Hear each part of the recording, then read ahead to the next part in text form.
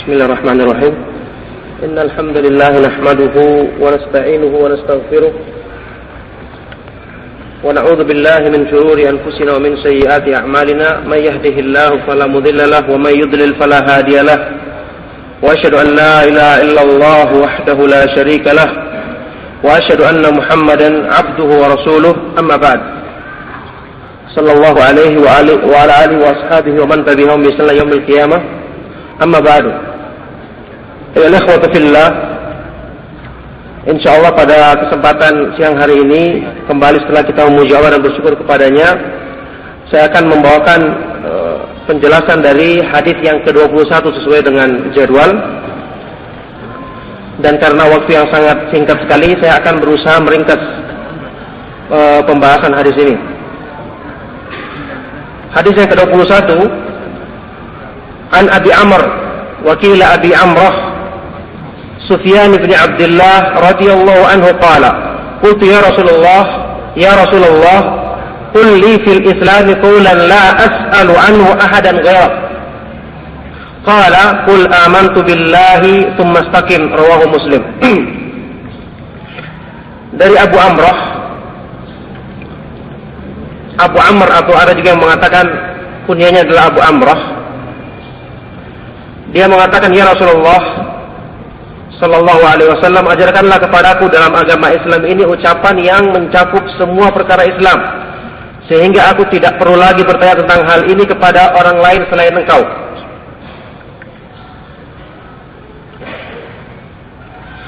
Maka Rasulullah sallallahu alaihi wasallam bersabda, ucapkanlah amantu billah, aku beriman kepada Allah, kemudian beristiqomalah dalam ucapan tersebut. Hadis ini hadis yang sahih riwayat Imam Muslim dan mengandung satu wasiat yang sangat agung sekali karena mencakup semua perkara Islam dan perintah untuk istiqomah di atas keislaman dan keimanan tersebut sampai kita meninggal dunia. Yang kemudian secara umum dalam hadis ini adalah terkandung untuk menetapi keimanan.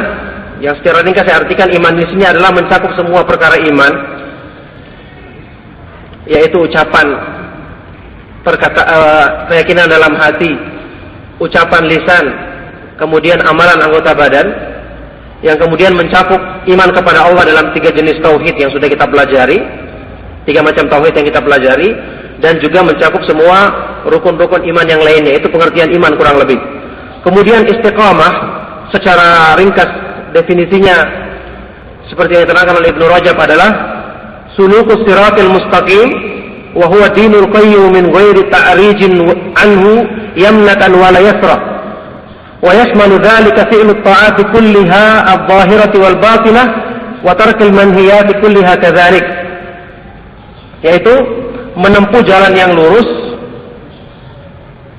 menempuh agama yang lurus tanpa berpaling darinya ke kiri maupun ke kanan.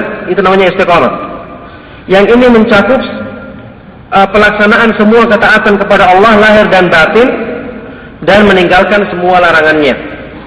Ini kurang lebih pengertian istiqamah yang diterangkan oleh Ibnu Rajab Al-Hambali dalam Jami'ul Ulum wal Hikam. Sekarang yang ingin saya terangkan dalam hadis ini, saya tekankan ada beberapa masalah penting yang terkandung di dalamnya yang nanti bisa antum lihat dalam makalah yang insya Allah sudah kami tuliskan. Adalah apa yang disebutkan dalam hadis ini, yaitu perintah untuk beriman dan beristiqamah, merupakan perkara yang saya sudah gambarkan berkali-kali dalam penjelasan atau dars yang kemarin, adalah perkara yang sangat susah sekali, perkara yang sangat sulit sekali, yang kalau bukan dengan pertolongan dari Allah Subhanahu wa taala dan taufik darinya, maka tidak ada seorang pun yang bisa melakukannya. Karena sudah gambarkan kemarin bagaimana kemampuan syaitan untuk menggoda manusia yang demikian dahsyatnya sampai mampu untuk mendeteksi karakter masing-masing manusia yang kemudian diterapkan godaan sesuai dengan karakter masing-masingnya, Saya terangkan juga kemarin. Kemudian hawa nafsu manusia yang ammaratun bisu', yang selalu mengajak kepada kejelekan. Sampai-sampai Ibnu Qayyim menyebutkan ijma, bahwasanya sepakat semua orang yang mengenal agama ini, bahwasanya penghalang utama yang akan menghalangi manusia untuk dekat kepada Allah adalah hawa nafsu. Ditambah lagi dengan kondisi kita yang ada di akhir zaman ini yang serba pas-pasan. Kemarin saya nukil ucapannya salah seorang ulama salaf, kalau nggak salah Sufyan Ats-Tsauri, Sufyan ibnu Sa'id bin Masruq Ats-Tsauri rahimahullah, sewaktu dia menasihati salah seorang muridnya. Dia mengatakan, amma ba'du fa innakum fi zamanin kana ashabun nabi sallallahu alaihi wasallam yata'awwaduna an yudriku wa lahum min al-ilmi ma laysa lana wa lahum min as-sabqi ma laysa lana wa lahum min as-sabri ma laysa lana fa kayfa bina hina adraknahu ala qillati ilmin wa qillati sabrin wa qillati ikhwanin wa qillati a'wanin ala al-khairi wa fasadin min az-zamani wa qadrin min az-zamani wa fasadin min an-nas. Dia mengatakan, ketahuilah bahwasanya kamu ini sekarang hidup, dia menasihati orang di zamannya dia ya, masih termasuk di zaman yang dekat sama generasinya para sahabat Rasulullah SAW. Dia mengatakan, sesungguhnya kamu sekarang ini hidup di zaman yang para sahabat Rasulullah SAW berlindung kepada Allah untuk tidak mencapai zaman itu. Bayangkan para sahabat yang demikian lengkap perbekalannya, berlindung kepada Allah untuk tidak mencapai zaman itu, apalagi zaman sekarang. Alasannya apa kata dia? Padahal para sahabat itu mereka memiliki semua bekal, ilmu, keterdahuluan dalam Islam, kemudian kesabaran yang memungkinkan untuk kuat menghadapi fitnah. Dan bersamaan dengan itu mereka takut karena mereka mengetahui bahwasanya istiqomah itu adalah perkara yang sangat susah sekali. Dan kata dia, maka bagaimana kira-kira keadaan kita ketika kita menjumpai zaman ini, zamannya dia, apalagi zaman sekarang, dalam keadaan ilmu kita yang pas-pasan, sabarnya juga kita sangat sedikit, kemudian penolong-penolong kita, pembantu-pembantu kita yang menyertai kita juga sedikit, ditambah lagi dengan rusaknya zaman dan kerusakan di kalangan manusia. Maka mestinya seharusnya perhatian kita untuk mengusahakan sebab-sebab untuk istiqomah semakin besar pula, dan semakin semangat pula kita mengejarnya, karena kondisi kita yang sangat serba pas-pasan ini. Sekali lagi, kalau bukan dengan pertolongan dan taufik dari Allah Subhanahu wa ta'ala, selalu berdoa kepadanya, maka tidak ada seorang pun yang akan mampu untuk tetap istiqomah. Kita ketahui semua sampai para sahabat Rasulullah SAW dalam riwayat yang ma'ruf dalam Sahih Bukhari, ucapannya Abdullah ibnu Ubaidillah ibnu Abi Mulaikah, salah seorang tabi'in yang mulia rahimahullah, dia pernah mengatakan, adraktu 30 min ashabi Rasulillah sallallahu alaihi wasallam kulluhum yakhafun nifaq ala nafsih. Aku mendapati sekitar 30 orang dari sahabat Rasulullah sallallahu alaihi wasallam, semua mereka itu mengkhawatirkan sifat kemunafikan dalam diri mereka. Dan ini merupakan salah satu bentuk pengenalan terhadap Islam yang sebenarnya. Orang yang tidak merasa aman dengan dirinya, dialah yang kenal Islam sebenarnya. Seperti yang saya sudah terangkan kemarin, ini sebabnya hidayah. Orang yang tahu diri, mengetahui kelemahannya, dan mengetahui ketidakmampuan dia kalau bukan dengan pertolongan Allah, inilah kunci hidayah yang sebenarnya. Sehingga sifat ini dimiliki oleh para sahabat Rasulullah SAW. Yang diterangkan dalam Fathul Bari tentang ucapan dia ini, bahwasanya dia ini menjumpai beberapa orang sahabat yang senior, seperti Ali bin Abi Thalib, Aisyah, dan yang lainnya, termasuk yang disebutkan dalam hadis ini tadi. Mereka memiliki ketakutan yang sangat, yang kita ketahui sifat inilah yang saya terangkan kemarin merupakan sumber hidayah. Maka ini merupakan sebab yang utama, yang paling pertama harus dimiliki. Siapa yang ingin istiqomah adalah menyandarkan diri kepada Allah, menggantungkan diri kepada Allah Subhanahu wa ta'ala semata-mata, dan banyak berdoa kepadanya. Karena doa, penggantungkan diri kepada Allah, takut dan berharap semata-mata kepadanya, seperti yang kita bahas kemarin dalam ucapan Ibnu Qayyim, itulah yang namanya taufik dari Allah, kunci taufik dari Allah Subhanahu wa ta'ala. Ini kita perhatikan. Yang kemudian lebih lanjut lagi, ini merupakan sifatnya para anbiya alaihi wassalatu wassalam. takut kepada Allah Subhanahu wa taala dengan takut yang sebenarnya. Kalau sampai Nabi Ibrahim alaihissalatu wassalam yang dikatakan sebagai Abul Anbiya, bapaknya para nabi, imamnya ahli tauhid, dalam Al-Quran dia berdoa minta perlindungan dari kesyirikan. Wajnubni wa baniya an na'budal asnam, ya Allah lindungilah diriku dan keturunanku dari beribadah kepada berhala.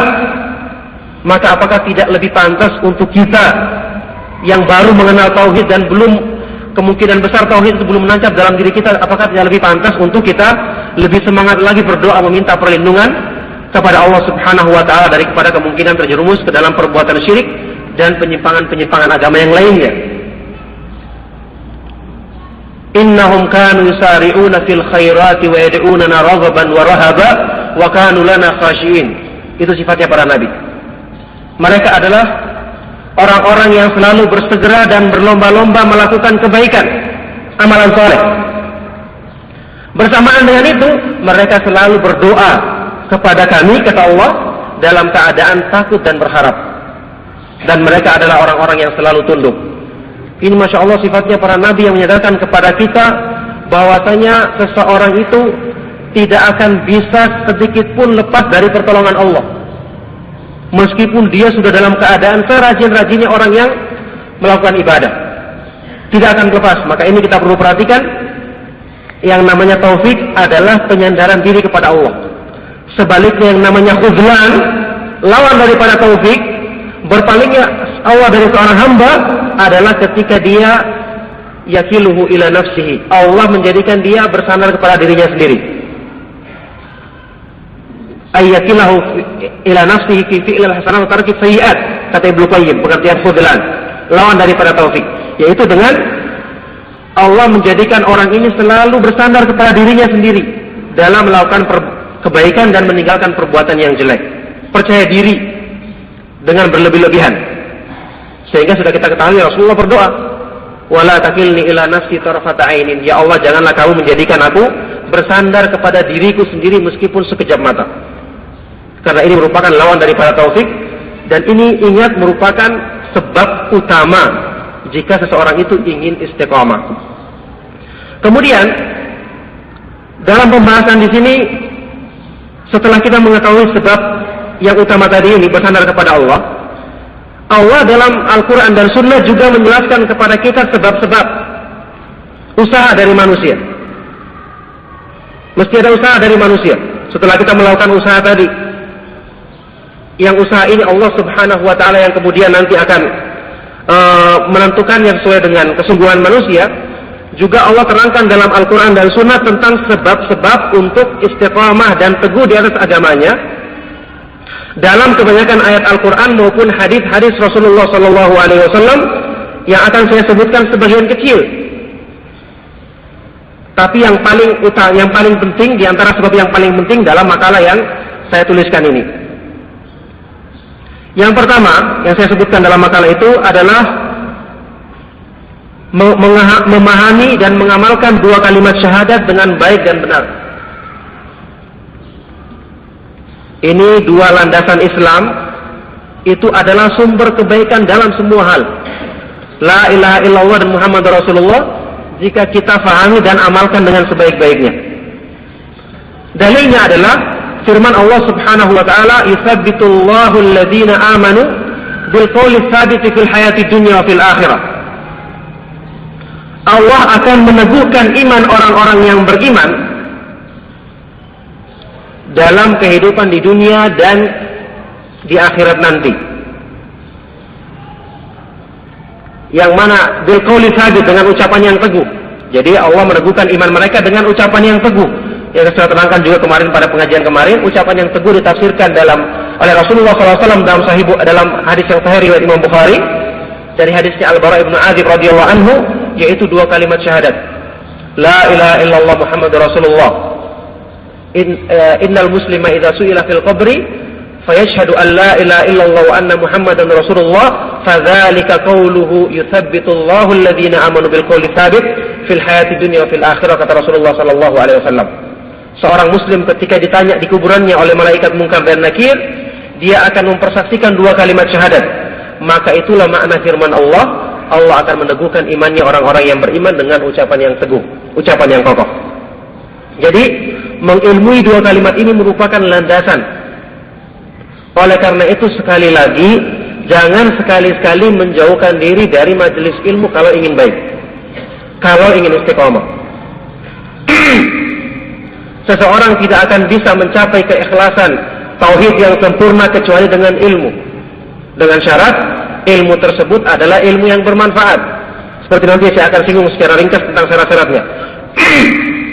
Ilmu tersebut benar-benar ilmu yang bermanfaat, maka ilmu ini nanti diantara pengaruhnya adalah menguatkan seseorang yang memilikinya untuk kemudian dibawa kepada keteguhan, dibawa kepada keikhlasan, dan dibawa untuk mencapai kesempurnaan iman. Secara ringkas yang kedua adalah membaca Al-Quran bitadabbur, dengan menghayati dan merenungkannya. Ini pun sebenarnya sama dengan syarat yang pertama, cuma sekedar karena disebutkan dalam Al-Quran dengan perincian, maka saya perinci seperti itu. Dalilnya banyak sekali disebutkan dalam ayat Al-Quran. Di antaranya Allah berfirman, wa qala alladziina kafaru laula nuzzila 'alaihi al-Qur'anu jumlatan wahidah kadzalika linutsabbita bihi fu'adaka wa rattalnahu tartila. Dan orang-orang yang kafir berkata, mengapa tidak diturunkan pada Rasulullah SAW Al-Quran sekaligus? Kenapa harus berangsur-angsur? Maka Allah mengatakan, demikianlah tujuannya supaya kami meneguhkan hatimu ya Rasulullah, dan kami mentartilnya dengan baik, dengan benar. Jadi tujuannya diturunkan Al-Quran secara berangsur-angsur, yang artinya kalau seorang itu berusaha untuk mempelajarinya ayat demi ayat, membaca dengan merenungkannya dan perlahan-lahan menghayatinya, maka ini adalah untuk meneguhkan hati. Karena Al-Quran adalah merupakan sumber daripada ilmu. Kemudian di antara saya terangkan sekaligus secara ringkas syarat yang pertama dan syarat yang kedua, di antara hal yang menunjukkan ini sebagai dalil yang membuktikan bahwasanya ilmu agama ini yang dipelajari dengan benar, ilmu yang bermanfaat, itu bisa membantu memberikan keteguhan kepada manusia. Artinya agama ini itu mampu, ilmu agama ini memiliki kekuatan untuk mengarahkan manusia kepada kebaikan, adalah seperti ucapan yang masyhur dari Al-Imam Abu Hasan Ad-Daraqutni. Dia pernah menyebutkan dalam satu ucapan yang masyhur, yang ucapan ini dikutip oleh Az-Zahabi dalam Syiar A'lamin Nubala, sewaktu dia menjelaskan ucapannya salah seorang ulama yang saya lupa namanya. Ada yang mengatakan, inni la astati wa aqul inni dhahabtu li talabil hadithi yawman qat lillahi azza wa jalla. Dia mengatakan, aku tidak mampu untuk mengatakan bahwasanya aku pernah mempelajari ilmu hadis sehari saja ikhlas karena Allah Subhanahu wa taala. Ini karena dia tawadhu, tidak berani menjamin dirinya karena susahnya ikhlas. Kata Imam Az-Zahabi, dia membawakan kemudian ucapan Imam Ad-Daraqutni ini yang mengatakan, talabna al-ilma li ghairillahi fa aba an yakuna illa lillah. Kata Daraqutni, talabna al-ilma li ghairillahi fa aba an yakuna illa lillah. Kami menuntut ilmu, awal-awalnya itu belum dalam keadaan maksimal niatnya. Masih banyak pengaruh-pengaruh tarikan-tarikan syahwat, kecintaan untuk pujian, kecintaan untuk selalu terdepan. Makanya ini perlu diperhatikan.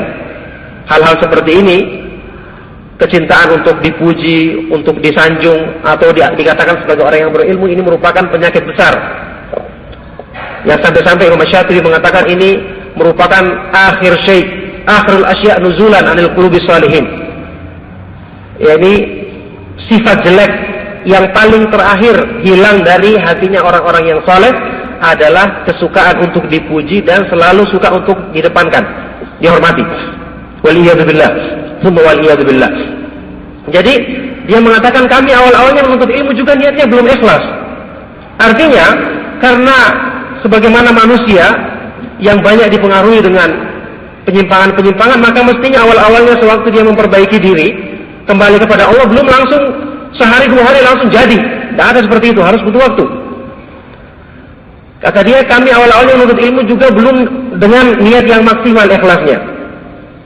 Kami menuntut ilmu awal-awalnya bukan karena Allah, tetapi fa'aba ayyakuna illa lillah. Ilmu itu sendiri enggan kecuali dibawa kepada Allah semata-mata. Artinya ilmu itu memiliki kemampuan untuk membawa pemiliknya, asal dia jujur dan ikhlas dalam menuntutnya, jujur kepada Allah Subhanahu wa taala, sungguh-sungguh ingin merubah diri, maka ilmu itu membawa dia sendiri yang akan menggiring dia di tengah jalan untuk sampai kepada keikhlasan yang sebenarnya. Kemudian sebelumnya lagi dalam ucapan yang masyhur dari Ali bin Abi Thalib radhiyallahu anhu tentang pengaruhnya iman membawa seseorang yang ilmu membawa seseorang yang memilikinya kepada hakikat keimanan, merasakan manisnya iman. Ucapan Ali bin Abi Thalib yang dinukil oleh Ibnu Qayyim dalam Miftahud Daris Sa'adah, nasihat dia kepada Kumail ibn Ziyad rahimahullah. Dia di dalam ucapan yang panjang, di antaranya dia mengatakan, hajama bihimul ilmu ila haqiqatil amri fastalana mastaw'ara minhul mutrafun wa anisu fastalanu mastaw'ara minhul mutrafun wa anisu bimastawhasha minhul jahilun. Ilmu itu membawa mereka masuk dan merasakan hakikat daripada keimanan, sehingga setelah itu mereka merasakan ringan dan mudah melaksanakan agama ini yang dirasakan berat oleh orang-orang yang tidak berilmu, dan mereka merasakan senang dan nikmat ketika mengerjakan ibadah yang ini dirasakan berat dan menyusahkan bagi orang-orang yang jauh dari agama. Ini kita lihat fungsinya ilmu demikian, ilmu yang bermanfaat, ilmu yang benar-benar bersumber dari para ulama salaf. Jika dipelajari dengan kesungguhan untuk merubah diri, dengan sendirinya akan membawa kita, tapi kita harus perlahan-lahan dan dengan kesungguhan. Ini diantara pengaruhnya. Maka sekali lagi, membaca Al-Quran dengan tadabbur, berusaha memahami ilmu tentang dua kalimat syahadat ini merupakan sebab yang sangat besar sekali. Maka siapa yang ingin istiqomah, jangan sampai jauh-jauh daripada halaqah ilmu yang membahas masalah ini. Kemudian, ini karena singkat waktu, yang ketiga, dan ini juga berhubungan dengan yang tadi syarat yang tadi, berkumpul dan bergaul bersama orang-orang yang bisa membantu meneguhkan iman. Di antara dalil terbesar yang menunjukkan masalah ini adalah keadaan para sahabat Rasulullah SAW yang Allah sebutkan dalam Al-Quran surat Ali Imran, wa kaifa takfuruna wa antum tutla alaikum ayatullahi wa fiikum rasuluh wa may ya'tasim billahi faqad hudiya ila siratim mustaqim. Bagaimana mungkin kalian bisa menjadi kufur? Artinya tidak mungkin. Ini pertanyaan yang mengandung arti pengingkaran. Tidak mungkin kalian, wahai para sahabat, bisa menjadi kufur. Jauh sekali kekufuran dari kalian. Kenapa? Karena di hadapan kalian dibacakan ayat-ayat Allah, sumber keteguhan yang paling utama, Al-Quran. Dan juga wa fiikum rasul, dan di kalangan kalian ada Rasulullah SAW sebagai pendidik yang terbaik, panutan yang paling baik dan yang paling utama. Maka dengan keberadaan Rasulullah SAW di kalangan para sahabat sebagai orang yang terbaik, dai yang terbaik, memberikan pengaruh baik kepada para sahabat yang di sekitar beliau, sehingga mereka pun menjadi generasi yang terbaik. Maka manfaatnya kita berkumpul dengan orang-orang yang seperti ini adalah kita dapatkan berkah dari kebaikan dia, dari taufik yang Allah berikan kepada dia, baik dengan nasihatnya atau dengan mencontoh dari tingkah lakunya. Yang diantara hal ini yang diisyaratkan dalam sebuah hadis yang hasan riwayat Ibnu Majah. Sewaktu Rasulullah SAW mengatakan, inna minan nasi nasan mafatiha lil khairi maghalika lisyarr.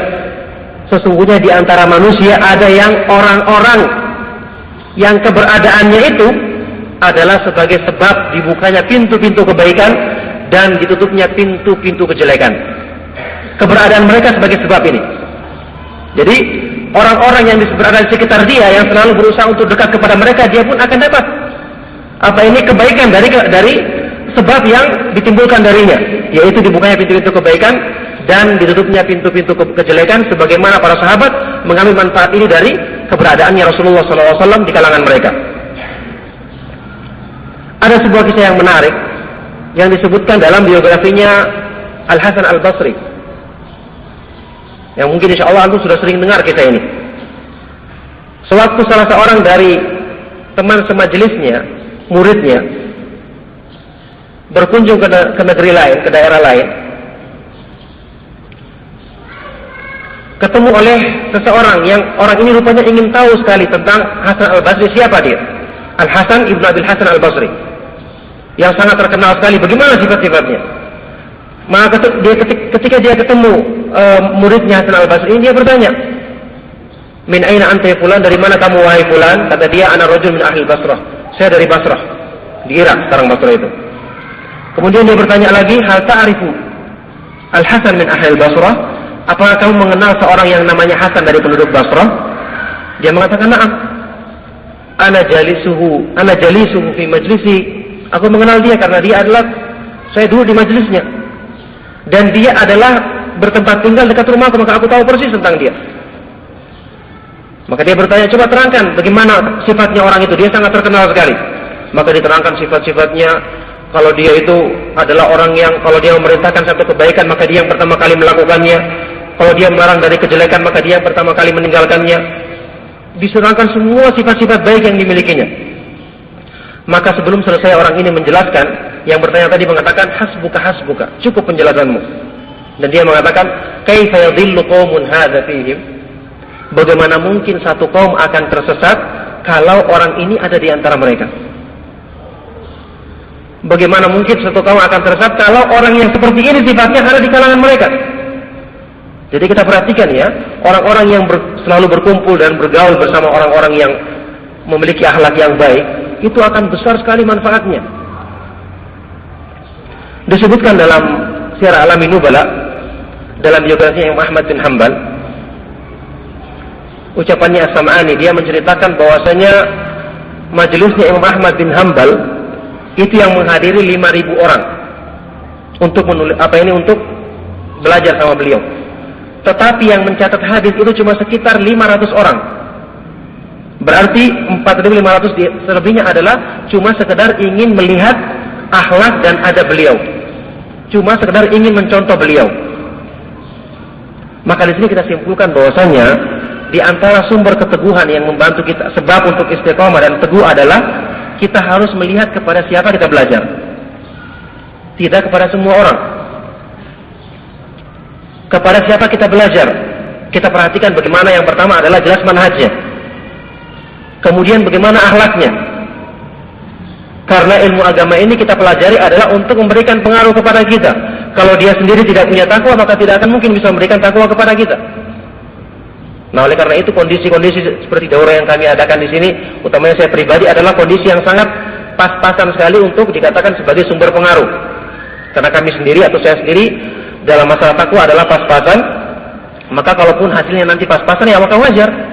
Karena sesuai dengan sumber pengaruh tersebut, sesuai dengan sumber yang memberikan pengaruh tersebut. Dan ini diantara manfaatnya mengapa kita harus selalu membahas kitabnya para ulama Ahlus Sunnah, karena mereka kita thiqah dalam ilmu dan takwanya, sehingga pengaruhnya pun akan bermanfaat bagi kita dibandingkan kalau mungkin kita baca buku-buku orang yang di bawah mereka kedudukannya. Ini kita perhatikan sumber itu sangat berpengaruh sekali. Salah seorang perawi Imam Muslim yang namanya Muhammad ibnu Wasi', pernah ada salah seorang penasehat yang suka menasihati orang datang kepada dia, al-wa'id, ini datang kepada dia untuk bertanya, punya masalah dia tentang madu'unya yang kok dinasihati tidak ada yang sadar-sadar juga. Dia tanya, "Ya Muhammad ibnu Wasi', mali ra'aitul uyuna la tadma wal juluda la takshair wal quluba la taksha."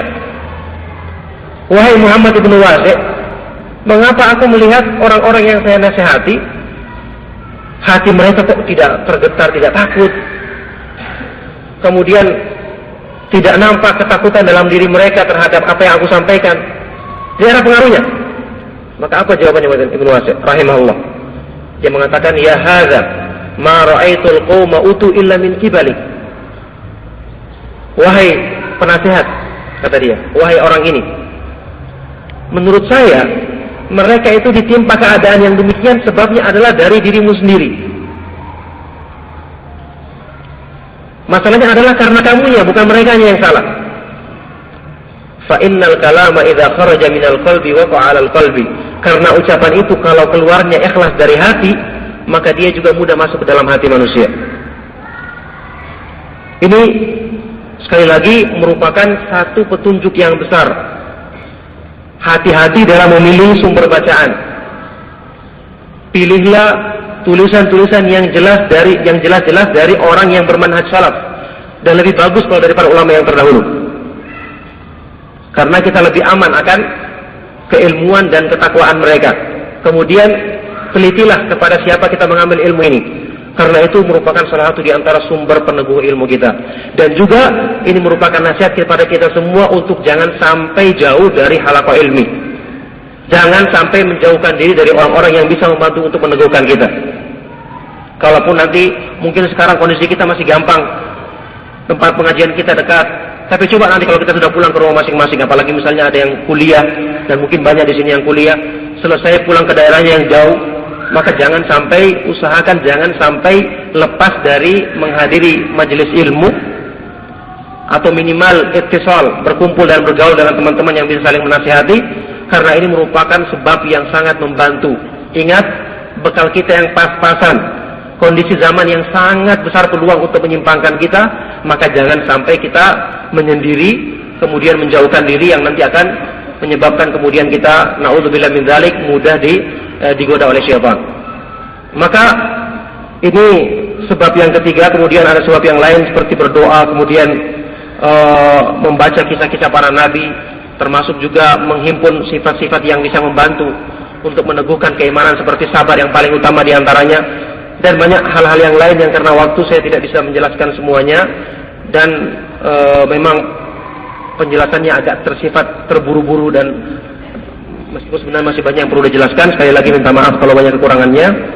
Razaqanallahu wa iyyakum ilman nafi'an wa amalan shalihan. Sallallahu wasallam wa baraka ala nabiyyina Muhammadin wa ala alihi wa ashabihi wa man tabi'ahum bi ihsan ila yaumil qiyamah. Wa akhiru da'wana alhamdulillahi rabbil alamin.